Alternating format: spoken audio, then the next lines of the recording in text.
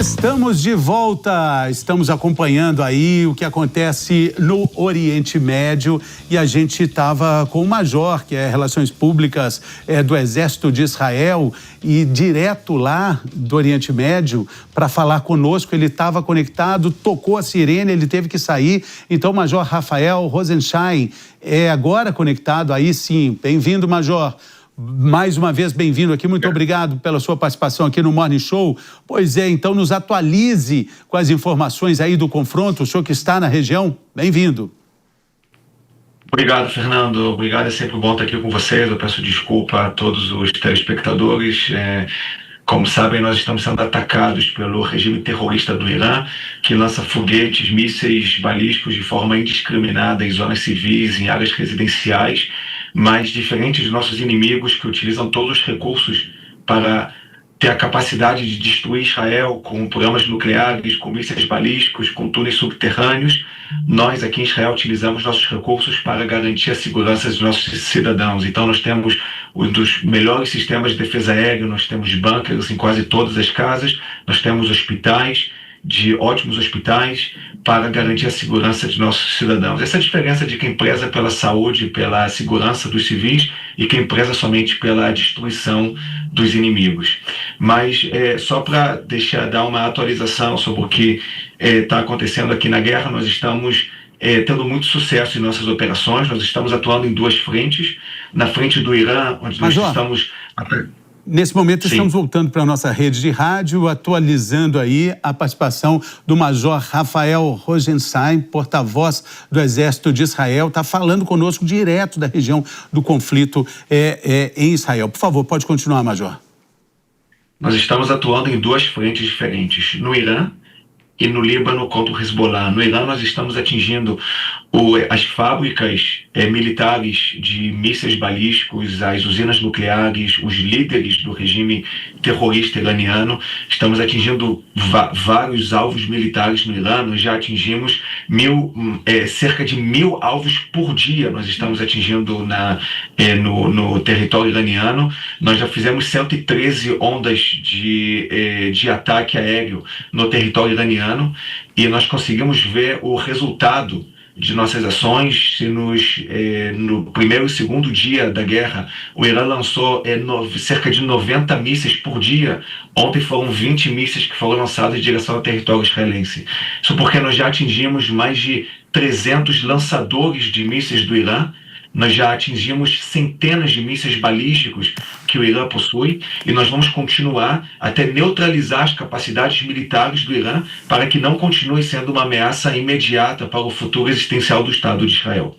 Nós estamos atuando também no Líbano, contra alvos do Hezbollah. O Hezbollah decidiu entrar nessa guerra, se alinhar ao Irã, lançando foguetes e drones em direção ao território israelense. Então nós estamos atuando com determinação para garantir que o Hezbollah não continue sendo uma ameaça para o território israelense. Nós estamos atuando através de nossa força aérea, atingindo diversos alvos no território libanês, no sul do Líbano, mas também na Dária, que é o bairro onde moram os líderes do Hezbollah em Beirute. Nós estamos atuando com determinação para atingir os alvos militares do Hezbollah no Líbano. Major, por essas recomendações também foram feitas determinações para que as pessoas saíssem dessa região do sul do Líbano? Isso tem a ver com a ação de agora também, né? Sim, diferente de nossos inimigos que atingem alvos civis, nós fazemos tudo o que podemos para evacuar os civis das áreas de combate. Essa guerra no Irã não é contra o povo iraniano, é contra o regime iraniano, e a guerra no Líbano não é contra o povo libanês, é contra o Hezbollah, que é um grupo terrorista. Quando a guerra terminar, o povo libanês e o povo iraniano vai agradecer Israel por tudo que está fazendo durante essa guerra, para trazer mais liberdade, para trazer mais prosperidade para o povo libanês, para o povo iraniano, que no final das contas, essa guerra não é somente contra Israel. Major, essa guerra que o Irã... Não, porque Sim. temos uma pergunta aqui do Matheus. Major, pegando gancho, bom dia, nessa fala do senhor, queria entender que alguns analistas dizem que o foco dessa fase do governo israelense é de fato esse ataque às bases militares, mas qual que seria uma fase 2? Qual que seria o planejamento da fase seguinte? Supondo que essa fase seja superada, o que o governo de Israel pretende fazer nessa, vamos dizer assim, nessa nova onda pós esse confronto militar que nós temos visto? Olha, Matheus, eu não posso responder em nome do governo de Israel. Eu sou porta-voz do exército israelense, eu posso falar em nome das Forças Armadas de Israel. Os nossos objetivos são realmente, como eu disse, fazer com que o Irã não continue sendo uma ameaça militar para o território de Israel. A ameaça iraniana é baseada em 3 pés, que são os mísseis balísticos, o programa nuclear e o patrocínio dos grupos terroristas aqui na região. A segunda fase, quando esses alvos forem atingidos, já é uma fase que não vai ser decidida pelo exército israelense, sim pelo governo, talvez pelo governo americano, que também está lutando essa guerra em cooperação total com o Estado de Israel. Então eu posso realmente responder em nome das Forças Armadas de Israel, que nós vamos atuar para garantir que os alvos militares sejam alcançados. Muito bem. Major, uma pergunta para o senhor. Nós tivemos aí, nesses últimos dias, uma declaração de o ministro da Defesa de Israel, o Katz. Ele teria dito que também pretendem assassinar o novo líder que foi eleito ali naquele conselho iraniano, filho de Ali Khamenei, e que isso seria algo que está nos planejamentos. Eu gostaria de entender, da sua perspectiva como porta-voz do exército israelense, como vocês imaginam que, por mais que assim, vocês vão tirando essas cabeças do regime, mas essas cabeças são substituídas. Como que vocês imaginam que haverá uma real modificação do regime iraniano para que se mude questões como, por exemplo, o absurdo da extinção do Estado de Israel, que eles tanto defendem, ou até mesmo o apoio a esses grupos terroristas como Hamas e Hezbollah? Como que o senhor vê isso se delimitando? Porque, particularmente, o que eu vejo é que tira uma cabeça, uma nova surge. Como que o senhor avalia isso? Muito obrigada. Olha, essa é uma ótima pergunta. É só importante dizer que todos os líderes do regime iraniano, eles são nossos alvos. E nós não temos intuito de assassinar, nós temos intuito de eliminar. Assassinar tem uma conotação negativa. Todos são nossos alvos, nós vamos agir para eliminar todos os líderes do regime iraniano, os líderes militares iranianos. Só nos primeiros 60 segundos da guerra, nós eliminamos cerca de 50 líderes do regime iraniano, e nós vamos continuar eliminando um por um. A sua pergunta é muito boa, porque nem sempre eliminando os líderes, isso faz com que os objetivos sejam alcançados. Mas a minha resposta é a seguinte: depois da Segunda Guerra Mundial, o ideal, a ideia nazista ainda existe no mundo. A ideia nazista não foi eliminada. Ainda existe o nazismo no mundo, mas não existe mais um país que tenha uma capacidade militar de colocar em prática a ideia nazista e fazer um outro holocausto. Então é exatamente isso que vai acontecer com o Irã. A ideia de destruição, de ódio a Israel vai continuar existindo. O extremismo islâmico, tanto na faixa de Gaza, no Líbano, em todo o Oriente Médio e no Irã, vai continuar existindo. Mas não vão mais ter a capacidade militar para colocar em prática esse ódio a Israel, para colocar em prática o desejo de destruir e eliminar o Estado de Israel do mapa. É exatamente isso que nós estamos fazendo. Nós não conseguimos, através de operações militares, eliminar uma ideologia. Para eliminar uma ideologia, precisa trazer uma ideologia melhor. Eu espero, que a ideologia de ódio, de destruição a Israel não exista mais. Mas isso nós não conseguimos fazer através de operações militares. Mas através das nossas operações militares, nós conseguimos neutralizar as capacidades militares de nossos inimigos para que não possam utilizar essas capacidades militares para destruir Israel. Como disse Golda Meir há mais de 50 anos atrás, o dia que Israel largar suas armas, o Estado de Israel termina no mesmo dia. Mas o dia que nossos inimigos largarem suas armas, terá paz aqui no Oriente Médio. Major, é o seguinte, existe também uma tensão muito grande, histórica, nessa região sul do Líbano, onde acontecem os ataques. Mas para toda ação existe uma reação. Como é que o Exército pondera com relação a esses grupos armados perigosos, ataques também que são não muito organizados do ponto de vista de uma guerra, mas também pontuais, de forma, muitas vezes, com alvos civis? Ou seja, essa reação, ela vem, isso é fato. E como é que acontece a preparação para essa defesa? Olha, eu costumo dizer que a guerra que é travada aqui no Oriente Médio, a guerra que foi travada em Gaza, a guerra que foi travada, ou que está sendo travada no Líbano contra o Hezbollah, é uma das guerras mais complexas da história recente, porque a guerra é travada em um ambiente urbano, a guerra é travada em locais densamente populosos. Eu não estou falando agora do Irã, estou falando do Líbano. São lugares densamente populosos, e também ela é uma guerra assimétrica, porque é travada entre um Estado democrático de direito que respeita todas as normas internacionais, que tem um compromisso com a verdade, contra grupos terroristas que não tem nenhum compromisso com o direito internacional. Então, enquanto os soldados israelenses respeitam todos os princípios do direito internacional, da distinção, da proporcionalidade, da necessidade militar, da humanidade, todos esses princípios são respeitados pelo exército de Israel.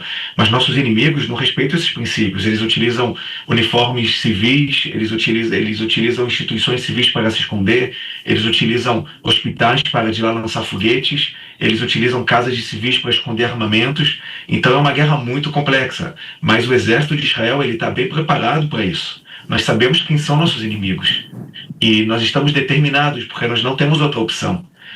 O preço da inação é muito maior do que o preço que nós podemos pagar com essa guerra. O fato é que tem esse componente aí, né, da população civil que acaba sendo atingida, né, porque tem um elemento muito danoso para a nossa vida de todo dia, Major, que é o medo, né? A vida com medo, ela é uma vida corroída, né? Viver em situação de conflito, viver em uma situação de guerra, coloca esse componente do medo de um jeito avassalador, né? Isso ninguém deseja, né? Nesse momento a gente vai se preparando para despedir da rádio, da rede de rádios em todo o Brasil. Mas continuamos aqui. Queria que o Major continuasse aqui, porque a gente tem uma psicanalista para falar sobre essa questão do medo. O medo é importante para um ataque, é importante também para a defesa, mas o medo corrói uma vida social, Cíntia. Então, nós estamos aqui, mais uma vez, com a Cíntia Castro. Bem-vinda. Obrigada. O medo, na verdade, é um equilíbrio. A gente tem que ficar assim, o medo é aquele que coloca a gente em atenção. Até onde eu posso ir e até onde eu não posso ir. Senão, se você não tem o medo guiando a tua vida, você atravessa um semáforo, tudo, e você morre atropelado. Quando você fala de uma guerra, você fala do quê? De saber quais estratégias nós podemos ter. Para onde preparar os nossos soldados, preparar toda uma população para que ela fique atenta. Seja através de uma sirene ou tudo. Então, quando a gente fala do medo, a gente sempre coloca como se fosse o caos. E nem sempre é. Muitas vezes ele é um aliado. Quando nós falamos, quando o Major cita, né, o medo de uma população, o que vai acontecer? Porque muitas pessoas estão dentro de um bunker, mas outras não estão. Outras estão ali temendo pela sua vida, temendo por um familiar. Eu queria perguntar ao Major, se o senhor estava pronto para entrar conosco, aí o senhor teve que ir para o bunker. O bunker é uma realidade ali, né? O bunker é o medo que aciona o bunker, né, Major? Sim, em 70% das casas aqui em Israel, dos apartamentos, tem bunker. É uma lei aqui em Israel que todos os apartamentos que são construídos depois dos anos 90, eles têm esse quarto antibomba dentro da casa. Os que não têm, tem até 50 metros do apartamento, tem bunkers públicos para as pessoas poderem estar seguras nesses momentos. Mas a população aqui em Israel está bem educada em relação a isso. Ela entende que para preservar a nossa vida, nós sabemos que nós temos um sistema de defesa aéreo de alta precisão, mas 90% somente são interceptados, 10% infelizmente não são interceptados e acabam caindo e se explodindo em zonas urbanas residenciais. Então nós temos que preservar nossas vidas indo para os bunkers, e assim muitas vidas são preservadas. Por favor, Só ia aproveitar o gancho, né? Quando nós falamos do medo disso. Como o Major disse, a necessidade de cumprir regras. Quando nós temos medo de perder a nossa vida, a gente aprende a ouvir e a respeitar aquilo que é orientado, como ele mesmo falou. Existe 70% de bunkers, as outras não. E aí é a hora que as pessoas têm que olhar como no coletivo, como fazer, como seguir as orientações daqueles que estão à frente, como o Major, entre outros, para falar como eu preservo a minha vida. Por isso o medo muitas vezes é necessário. Major, existe um medo que não é só da reação do Irã, do Hezbollah, enquanto entidades armadas com um duro armamento militar. Mas existe um medo aqui, eu acho que hoje no mundo ocidental, em relação a atentados terroristas que nós sabemos que acabam sendo mais comuns em nível de resposta e até mesmo desses grupos defenderem o Irã. Como que isso tem sido em Israel nesse momento, em Tel Aviv, nas cidades em Israel? E como que o senhor encara isso para o mundo? A minha irmã, ela se mudou há cerca de uma semana para a Austrália. E por conta daquele outro atentado que aconteceu na Austrália, eu fico muito preocupada, com medo. O senhor acha que vai aumentar? Tem alguma perspectiva disso? As ameaças estão aumentando? Olha, Jess, eu acho que o regime iraniano é o regime que é responsável pela maior instabilidade em relação a isso ao redor do mundo. Os grupos terroristas são patrocinados, são treinados, recebem armamentos do regime iraniano.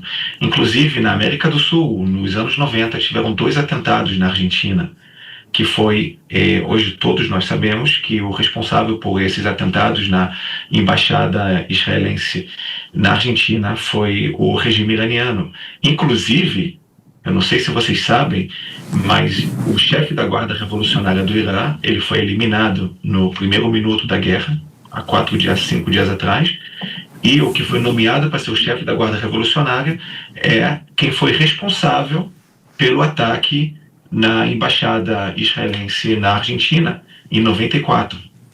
E ele, inclusive, é procurado pela Interpol, ele foi condenado tem um mandado de prisão dele do tribunal na Argentina. Isso mostra, né, qual é a direção que o regime iraniano está indo, aquela direção do lado mais extremo, né? Você vê que o regime iraniano já atacou 11 países.